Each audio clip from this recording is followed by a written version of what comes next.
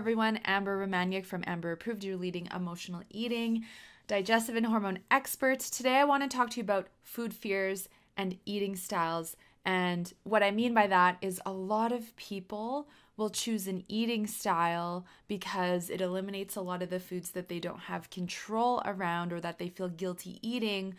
So instead of having to explain themselves and why they may be struggling or why they're not eating those foods, they just say, well, oh, I'm, vegan, or oh, I don't eat carbs, or oh, I don't eat this way. And for a lot of people, maybe that serves you, but I know for a lot of people, you may be struggling with emotional eating, a food addiction, some sort of eating disorder, and so we use some sort of eating styles a way to hide that. And again, there's fears around food, so there's actually an underlying foundation of fear that is fueling us to choose to hide behind a certain eating style, or to not eat certain foods or avoid certain foods, because we actually have a lack of control and we fear losing control, or that if we eat the food we will gain weight or we'll get negative physical reactions within the body. I suffered with this when I went through my food addiction, and I use things like being vegan or being paleo or being on the Candida diet to not have to explain myself and that I was struggling with a food addiction before I wanted to tell anybody about it.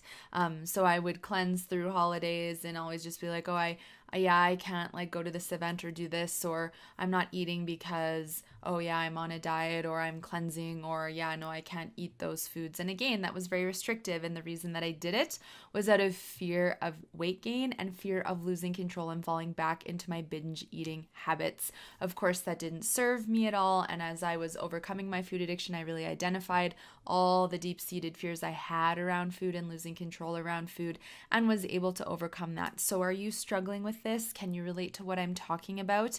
Again, this is something that I see a lot of people struggling with, or they'll say they have food sensitivities and that they're sensitive to these foods and that's why they choose not to eat them, but the actual underlying reason is fear of losing control or fear of gaining weight.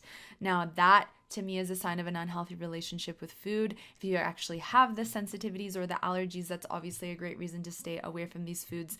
I'm a big believer in being mindful with food, but I also don't think we should fear any kind of food, or feel like we're going to lose control. And if that's the case, there's nothing wrong with you. There's nothing bad about it, but perhaps maybe you need some support to help you to overcome your fears of losing control and your fears of gaining weight, and build a healthy relationship with food and yourself.